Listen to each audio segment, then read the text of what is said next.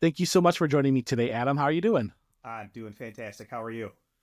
Doing all right. So you're currently in the rehearsal process or near the end of the rehearsal process for SpongeBob the Musical, but how's it been so far?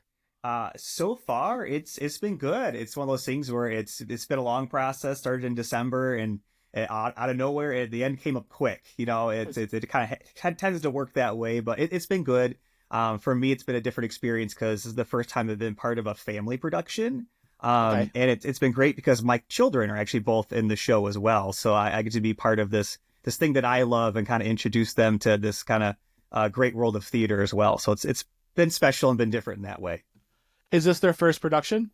No, not for either of them. They've done a few kid shows in different local community theaters, but the first time all together, which has been really cool. So it's just been different, a learning experience for all of us, but overall just loved it. Really fantastic. So how familiar were you with SpongeBob before being cast in the show? Because you're the lead Um, here. yeah, right. So I mean, with the TV show, very familiar. It's always been a guilty pleasure of mine. For sure. With I know a lot of people as well, but with the actual musical, I'm familiar. I'd watched it a few years ago or relatively recently, I think.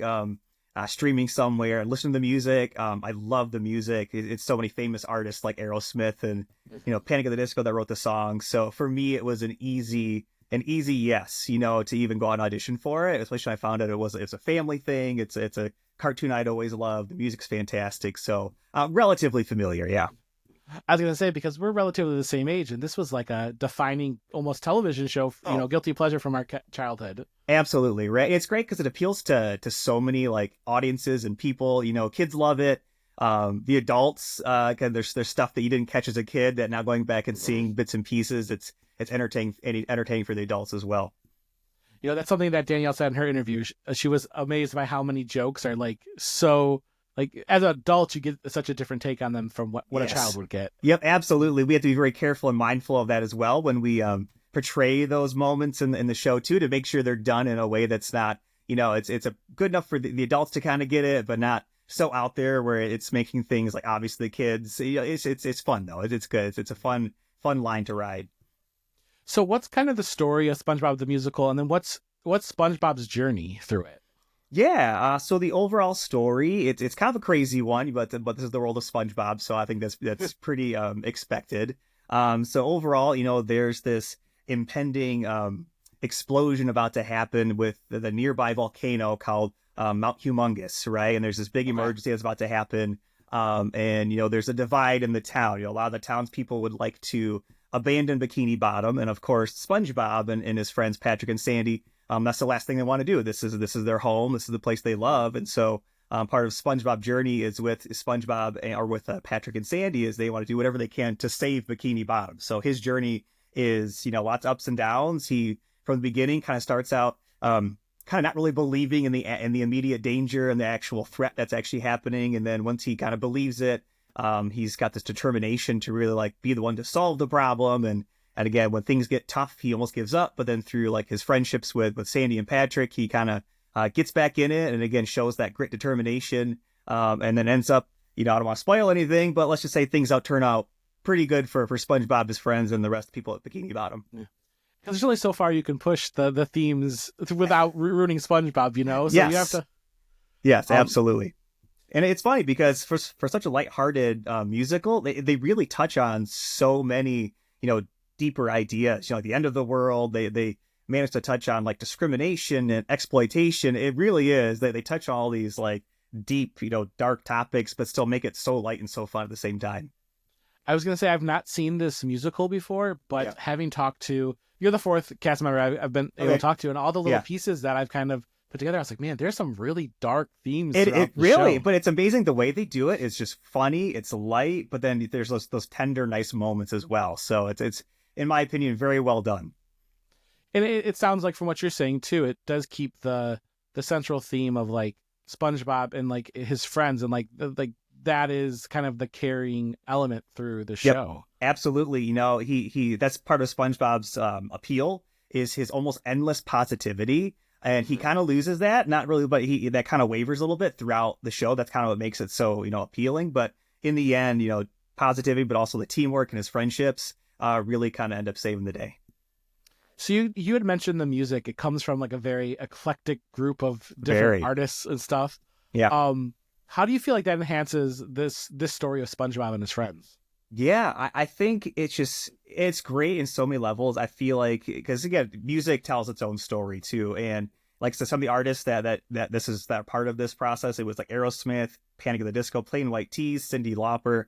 And it's just so unique because like you could just tell they had a clear vision. They must have known what they were getting into because each style of music really fits like each moment of the show. It really does. You know, that there's parts when that they need to rock out, and there's an Aerosmith song to do that, and there's a more, tender moments that end up really big that, was written by Panic at the Disco. And it's just, it really, again, just kind of keeps the show moving and really keeps it appealing. I feel like for everyone, there's like a style of music for anyone who might be in the audience. Now, does each character kind of have its own style of music, or does it kind of Not necessarily. Okay. Yeah, not necessarily. No, I feel like it's a little bit of everything. It really is. That was part of the challenge in this too. It was a big undertaking. I definitely underestimated just the challenge of the show in general and just the role of SpongeBob as well. Musically and acting wise is a challenge, but I definitely enjoy a challenge. So do you think that's the biggest challenge of this role for you as an actor, is just kind of like the variance that you've had to have to approach it? Yeah, yeah. The variants, like musically, acting wise, I feel like trying to again capture the essence of who SpongeBob is without making it too cartoony. Sure. Trying to keep the heart and soul of what SpongeBob is really about, and just trying to keep it funny. Comedy is hard in general, but to try and make it funny and appealing to such a wide audience, I think was definitely a challenge, but definitely worth it, and a good ride. How do you balance like that approach to SpongeBob and not keep making him too cartoony? Like, because this is kind of the humanization of these characters, the Yes. personification. How do you balance that as an actor? Like, where do you find that sweet spot? That just comes with time and Okay. trying certain things. Like I said, we've been doing this rehearsal process for a couple months now, and you just kind of feeling it out and just being present and being aware when we're going through rehearsals and going through a scene and trying something out, whether it's like a tone of voice or action or whatever. And if it doesn't feel right or you don't get a reaction from people around you, you just kind of have to just kind of play with it, Sure. and kind of always be very aware of what you're doing and being willing and able to kind of keep pushing it and tweaking things and making adjustments as you go. Is there anything that you do specifically to get into the mindset of SpongeBob? Well, I watched a lot of episodes of SpongeBob. Fair. It's important. Yeah, it really is. And again, that's been probably the biggest thing. And then just as you go through it and taking time. This one I had to take a lot of time and really just go through my stuff. This was probably the most challenging role, I think, with like memorization, really getting it down, and being able to dedicate get time really comes down to, if you ask me. I've seen pictures of you in your costume, and not only does it nail it perfectly, but how does that help you kind of assume the role of Oh, SpongeBob? 100%. Yeah, you get the suspenders and the pants, and like it's yep. For me, that's always one of the most exciting parts of any process of being on any production is getting in the costume, because you don't really think about it until it's on you, and once it's on you, it's really helps you elevate things to the next level. It's kind of like that is kind of slipping into the skin of that person, that Yes, character. absolutely. And seeing everyone else too, I think that's a big part of it, is watching everyone else kind of get into their characters, before costumes, or especially when they get into them. It just really, you kind of start to gel, whether it's, SpongeBob with Sandy or SpongeBob with Patrick. Once you get those moments together, it really, being able to feed off each other, play off each other really helps you dive into the character. Absolutely. Do you ever have moments where you feed off each other, like not even going off script, but just kind of like you're feeling that energy and it changes a scene for you? Absolutely. And it can change from, especially in these last couple rehearsals. We're really starting to click and get rolling, and getting those moments where you can really interact with each other. And when someone else, maybe changes the way they do something just slightly, like whether it's like a tone of voice or the way they act, physically, it definitely can take you in different directions. And it's usually a very good experience. Yeah. It helps us push things. What themes from SpongeBob the Musical do you feel resonate the most with you? With me, I would feel like it's his, at least SpongeBob as a character, his ability to really like stay positive, but not always necessarily be like happy-go-lucky all the time. He still manages to keep, like, really, it's hope. I think if I had to really pin down to one word, he always manages to cling on to a little bit of hope. And the second he tends to lose that, he finds that hope in certain places, and more importantly, I feel like people. He finds it in in his friendships mostly. His friends are able to kind of always bring him back and kind of help him realize who he was and who he is and how to get that hope back and be that positive light when everything around them seems to be just crumbling and falling apart. And what a beautiful universal message that anybody who attends the show is going to be able to take away. Absolutely. Absolutely. Yeah. Besides maybe that, what else are you hoping audience takes away from SpongeBob the Musical, specifically this production with Bloomfield Players? Yeah, I think they could just hopefully take away and just really just go out and have a good time and enjoy the show. It really is just, it's fun. Anyone can enjoy it, whether you're 5 or 95. There's really something for everyone. I hope they can hopefully, again, take away this idea that really, I mean, theater's for everyone. The world is for everyone. It's such an inclusive, great production. And that is, again, one of the themes, too, is just, it's a discrimination, as much as dark as that sounds, it was a big theme in this show.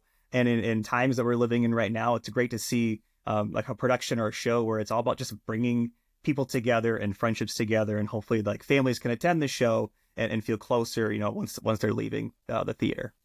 Perfect. Thank you so much, Adam, for your time. I really appreciate talking with you. Yeah, you too as well. Thank you very much. SpongeBob the Musical runs from March 7th through the 16th at the Bloomfield Players Community Theater. So get your tickets now, and we'll see you there.